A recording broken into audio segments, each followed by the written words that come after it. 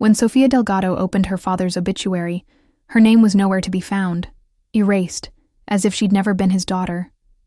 But at his memorial, her teenage son, Mateo, held a small metal box with a secret that would unravel a lifetime of silence. One recording, one truth, was about to rewrite their family's story forever. Sofia Delgado stood in her modest apartment kitchen, the morning sun filtering through chipped blinds as she unfolded the local newspaper. Her eyes scanned the obituary page, landing on her father's name. Manuel Delgado, survived by his cherished son, Victor Delgado. Her breath caught. Her name, Sofia Maria Delgado, the daughter who had spent her childhood chasing his approval, was absent. It was as if she'd been wiped from his life, her existence reduced to a blank space in black ink. At 38, Sofia had long accepted the distance between her and her father.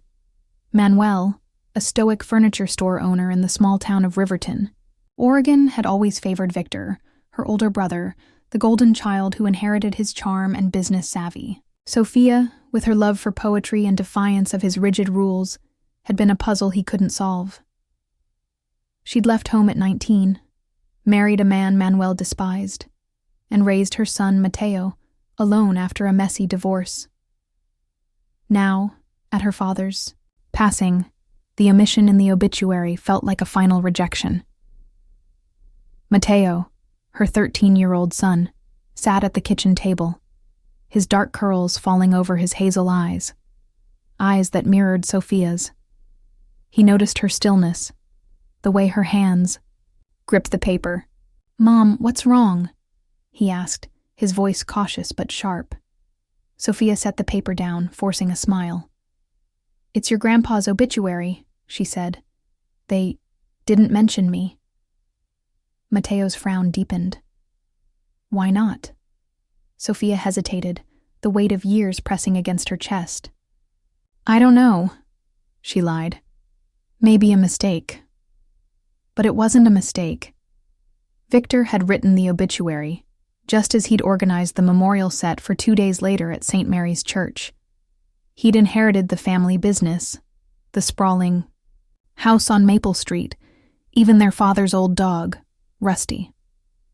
Sofia had been excluded from every decision, invited only to attend the service and pay respects. The message was clear. She was an outsider in the Delgado legacy. Sofia busied herself with dishes, avoiding Mateo's gaze. He was too perceptive, always had been, with a quiet strength that reminded her of her late mother, Rosa. "They can't just leave you out," he said, his voice firm. "You're his daughter." Sofia's heart ached at his defense, but she waved it off. "It's okay, Mateo. We'll go to the memorial, say goodbye. That's what matters." But her words felt hollow, even to her. As she left for her shift at the library, Mateo called after her, "Wait, Mom." He emerged from his room, holding a small metal box, no bigger than a book, with a simple latch. Sofia's breath hitched. She recognized it. It had sat on her father's dresser when she was a child, holding his watch and spare coins. "Where? Did you get that?" she asked. Mateo's eyes were steady. "Grandpa gave it to me last summer when I visited.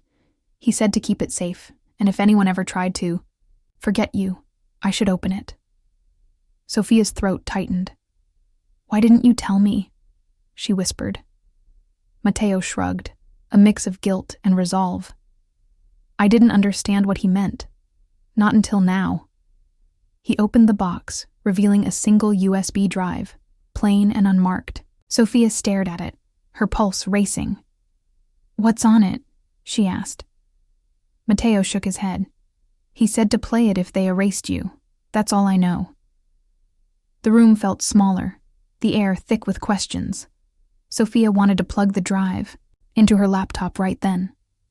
But fear stopped her. What could her father, a man of few words and fewer apologies, have left behind? She closed the box, her hands trembling. "We'll figure it out later," she said, her voice unsteady. Mateo nodded, but his eyes held a fire she hadn't seen before. That night, Sophia lay awake, the USB drive on her nightstand. Her father had been a man of control, his love reserved for those who followed his path. Victor had been that person. Polished. Obedient, the son who carried the Delgado name with pride. Sophia, with her books and dreams, had been a disappointment. She'd left home after a fight over her then-boyfriend, Javier, whom Manuel called a drifter with no future. When she got pregnant with Mateo, Manuel hadn't even acknowledged it. Victor had called to say, "Dad's done with you." The rejection had hardened her, but it never stopped hurting. Now, with the memorial looming, Sophia felt the weight of being erased. She thought of Mateo, his fierce loyalty, and the box he'd guarded. Whatever was on that drive, it was her father's last act, a message he'd entrusted to her son.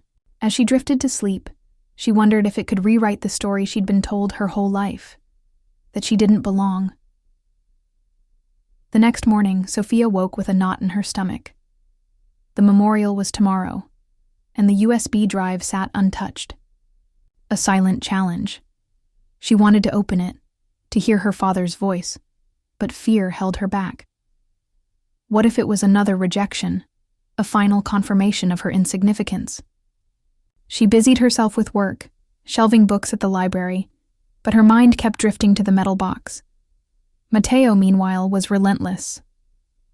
At breakfast, he pushed the box toward her. "We should listen to it, Mom," he said. "Grandpa wanted you to know something." Sophia's fingers brushed the latch, but she shook her head. "Not yet," she said. "We'll wait until after the memorial." Mateo's jaw tightened, but he didn't argue. Instead, he spent the day sketching in his notebook, his pencil, moving with purpose. Sophia caught a glimpse of his drawing. A silhouette of a girl standing alone, surrounded by shadows. It broke her heart. The Delgado family had always been a fortress of silence. Sophia's mother, Rosa, had died when Sophia was 10, leaving a void Manuel filled with rules and expectations. Victor thrived in that world, excelling at baseball, and later joining the family business. Sophia, however, rebelled. She'd spend hours in her room, writing poems or sneaking out to read by the river.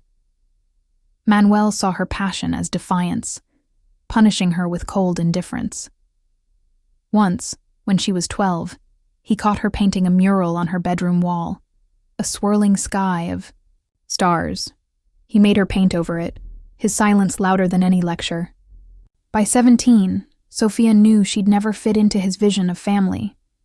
Leaving home had been her escape, but it came at a cost. She'd tried to stay connected, calling on holidays, sending letters, even inviting Manuel to Mateo's first birthday. He never responded. Victor, acting as gatekeeper, would relay messages. "Dad's busy," or "He doesn't want to talk." When Sophia divorced Javier, Victor's judgment was swift. "You made your choices." Now, with Manuel gone, Victor controlled the narrative, and Sophia's erasure from the obituary was his final act of exclusion. The day before the memorial, Sophia and Mateo drove to the church to drop off flowers, a gesture she felt obligated to make. Victor was there, directing volunteers with the precision of a general. He barely acknowledged Sophia, his eyes flicking to Mateo. "You're bringing him tomorrow?" he asked, as if Mateo were a guest, not family. "Of course," Sophia said, her voice tight. Victor's gaze lingered on the metal box in Mateo's hands. "What's that?" he asked. "Something Dad gave Mateo," Sophia replied, keeping her tone neutral. Victor's brow furrowed, but he said nothing, turning back to his clipboard. That night, Sophia sat on her couch, the USB drive in her hand. She thought of her father's stern face, the way he'd look through her when she spoke. But Mateo's words echoed. He said to play it if they erased you. She plugged the drive into her laptop, her heart pounding. The screen flickered and there was Manuel, frail in a hospital gown, his eyes softer than she remembered. "If you're watching this," he began, "I'm gone. And if Mateo's playing this, they've tried to erase my Sophia." Her breath caught. The recording was brief, a confession of regret, but she stopped it, unable to continue. It was too much, too raw. She needed to hear it with others, at the memorial, as her father intended. Mateo found her, his eyes searching. "Did you watch it?" he asked. Sophia shook her head. "Tomorrow," she said. "It's for everyone to hear." Mateo nodded, his trust in her unwavering. As she tucked him into bed, he whispered, "Grandpa loved you, Mom. I know he did." Sophia's eyes stung, but she smiled. "Sleep tight, kiddo. Tomorrow's a big day." The weight of the impending memorial pressed on her. Victor's control, the town's judgment, her father's silence, it all converged. But Mateo's courage, and the secret in the box, gave her a flicker of hope. Whatever truth her father had left, it was coming, and it would change everything. The morning of the memorial dawned gray and cold. St. Mary's Church was packed with Riverton's elite. Business associates, old friends, distant relatives, all gathered to honor Manuel Delgado. Sophia and Mateo arrived early, slipping into a pew near the back. The program, pristine on every seat, listed Victor as the sole surviving child. Sophia's name was nowhere, not even in the family acknowledgments. The photo display at the entrance showed Manuel with Victor at ribbon cuttings, fishing trips, and holiday dinners. Not one image included Sophia. Mateo clutched the metal box, his knuckles pale. Sophia squeezed his hand, her own nerves fraying. The church buzzed with polite murmurs, but she felt the stares.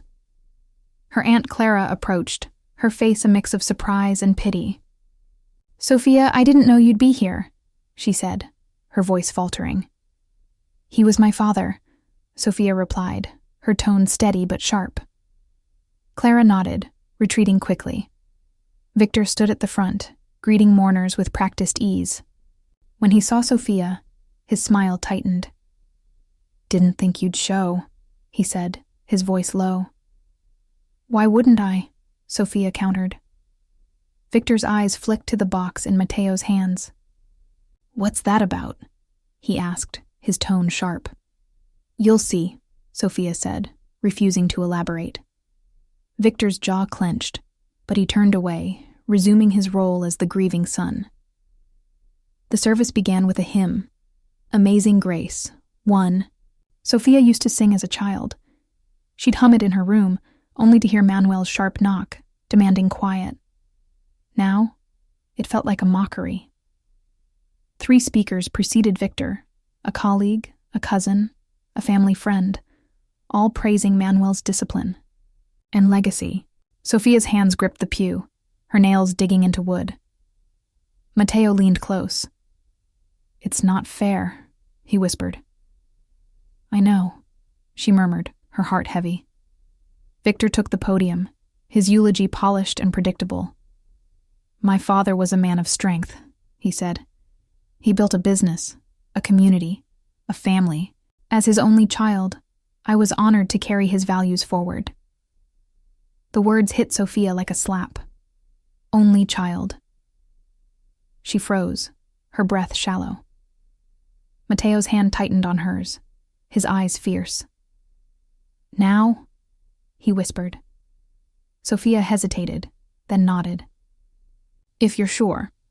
Mateo stood, the metal box in his hands, and walked to the front. The room fell silent, heads turning. Victor paused, his face a mask of confusion. "What are you doing, Mateo?" he asked, his voice tight. Mateo held the box high, his voice clear. "My name is Mateo Delgado. Grandpa gave me this box before he died. He said if anyone ever erased my mom, I should play what's inside." Gasps rippled through the crowd. Victor stepped forward, alarmed. "This isn't the time," he said. But Mateo ignored him, heading to the tech booth. Sophia's heart pounded as Mateo handed the USB drive to the audio technician, a young man who hesitated before plugging it in. The screen above the altar flickered, and Manuel's face appeared, gaunt but resolute. The church held its breath. "If you're watching this," he said, "I'm gone. And if Mateo's playing this, they've tried to erase my Sophia." The words echoed, sharp and undeniable. Sophia's eyes burned, but she didn't look away. The truth was coming, and nothing could stop it. Manuel's voice filled the church, steady despite his frailty. "I wasn't a good father to Sophia," he said, his eyes heavy with regret. "She was bright, fierce, different. I didn't know how to love her for it. I pushed her away, punished her for being herself. I was wrong." The room was still, every word landing like a stone. Sophia's throat tightened, tears threatening to spill. Mateo stood beside the tech booth, his face calm but proud. Manuel continued, "Victor, you've carried my name, but you've carried my mistakes too. You wrote Sophia out, just like I did for too long. I'm sorry for that. To everyone here, know this. I had 2 children. Sophia was my daughter, my pride, even if I never said it.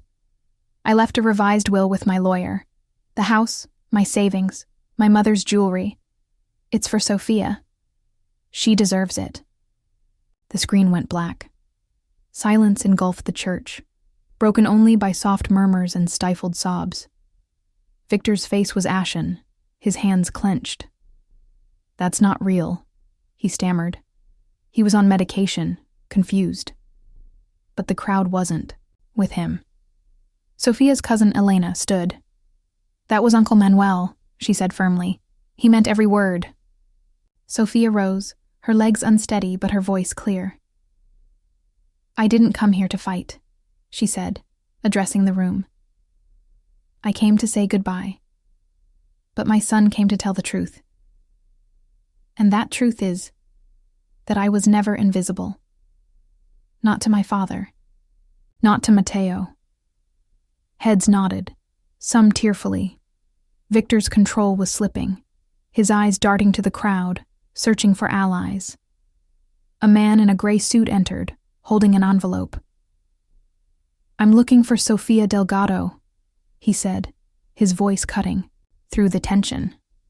Sophia stepped forward. "That's me." He handed her the envelope.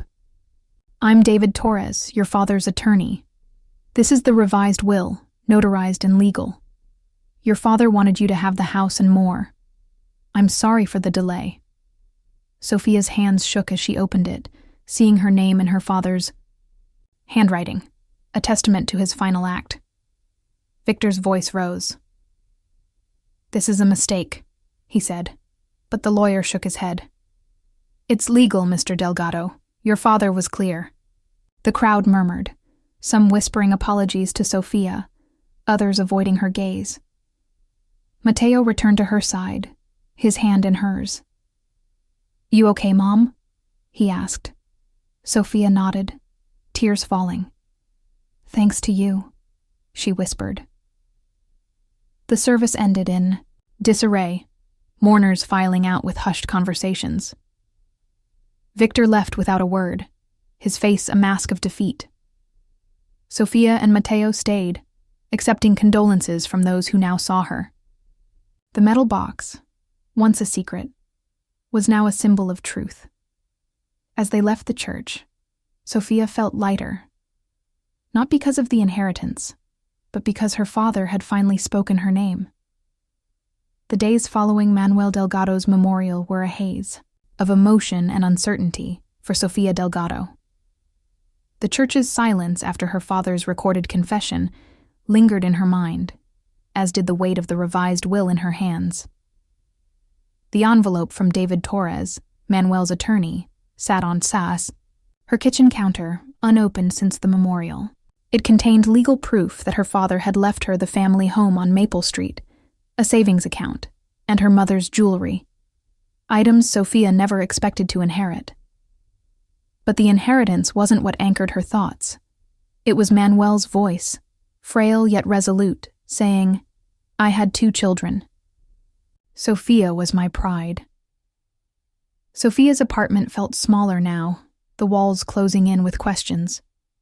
Mateo, her 13-year-old son, moved through their routine with quiet determination, sensing her turmoil. He'd been the hero of the memorial, boldly playing the USB drive that revealed Manuel's truth, but now he watched her cautiously, as if waiting for her to decide what came next. "Are we going to the house?" he asked one morning, his hazel eyes searching hers. Sophia hesitated. The house, her childhood home, now legally hers, was a place of memories both warm and painful. "Soon," she said, her voice unsteady. "I need time." Victor, Sophia's brother, had vanished after the memorial, leaving without a word. Sophia heard through her cousin Elena that he was furious, contesting the will with a lawyer of his own, claiming Manuel had been coerced or confused. But David Torres had been clear. The will was notarized, witnessed, and legally binding. Victor's silence toward Sophia was deafening, a continuation of the erasure he'd attempted with the obituary. Yet, the town of Riverton was abuzz. Neighbors who'd ignored Sophia at the memorial began calling, some apologizing, others fishing, for details. Sophia let most calls go to voicemail, unwilling to be drawn into their curiosity. Mateo, however, was a beacon of clarity. At dinner, he pushed his plate aside and said, "Mom, Grandpa meant for you to have the house. You should go there. It's yours." Sophia's throat tightened. "It's not just about the house," she said. "It's about everything. What it means. What he did to me." Mateo nodded, his maturity striking. But he said he was sorry. Maybe the house is his way of fixing it. Sophia looked at her son, marveling at his ability to see hope where she saw only scars. The community's reaction was a mixed tide. At the library where Sophia worked, colleagues offered tentative support. "I had no idea about your dad," said her coworker, Lisa, her eyes kind but curious. "That video, it was powerful." Sophia nodded, shelving books to avoid the conversation. But the whispers followed her. At the grocery store, the post office, even Mateo's school. Some saw her as the wronged daughter finally vindicated. Others, loyal to Victor, questioned the video's authenticity. Sophia ignored them, focusing on Mateo, who seemed to grow taller with every supportive glance he gave her. One evening, Sophia's Aunt Clara visited, bringing a small velvet pouch. "This was your mother's," she said, handing Sophia a silver necklace with a tiny rose pendant, Rosa's favorite. "Manuel kept it after she died. He should have given it to you years ago." Sophia's fingers traced the pendant, memories of her mother flooding back. Rosa had been the warmth in their home, the one who encouraged Sophia's poetry and dreams. After her death, Manuel's coldness had consumed everything. "Why now?" Sophia asked, her voice breaking. Clara sighed. "He was ashamed, Sophia. He couldn't face you, but he loved you. That video proved it."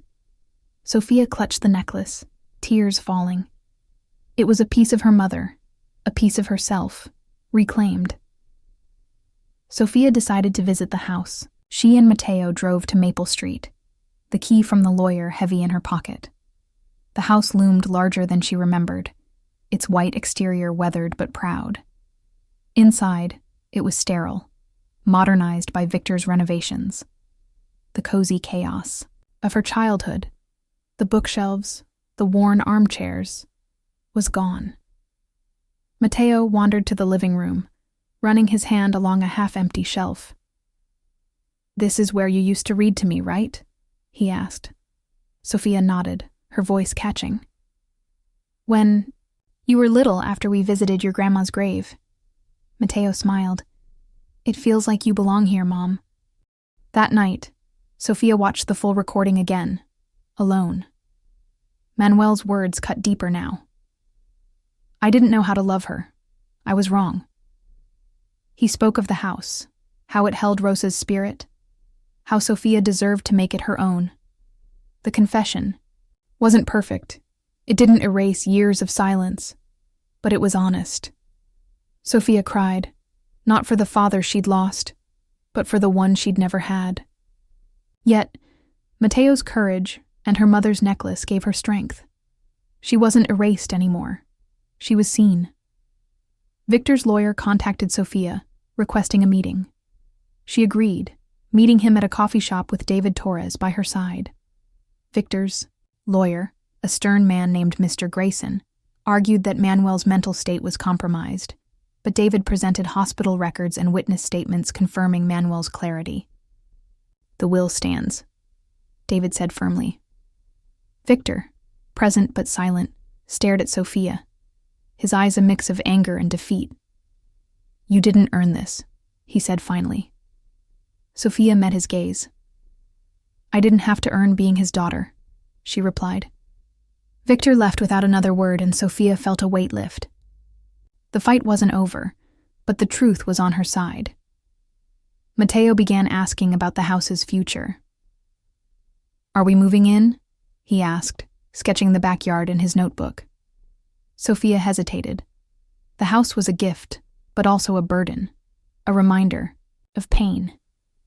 Yet Mateo's hope and Manuel's belated apology made her consider staying. She wasn't ready to decide, but for the first time, she felt she had a choice.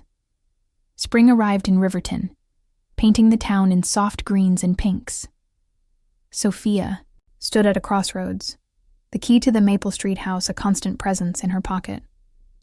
The past months had been a journey of reclaiming her place, not just in her father's legacy, but in her own life. Mateo, now taller and more confident, was her anchor, his belief in her unwavering. The Delgado family, once a fortress of silence, was being redefined brick by brick. Sophia began spending weekends at the house, slowly making it hers. She and Mateo painted the living room a warm beige, hung Rosa's rose pendant on a hook by the window, and filled the shelves with Sophia's old poetry books.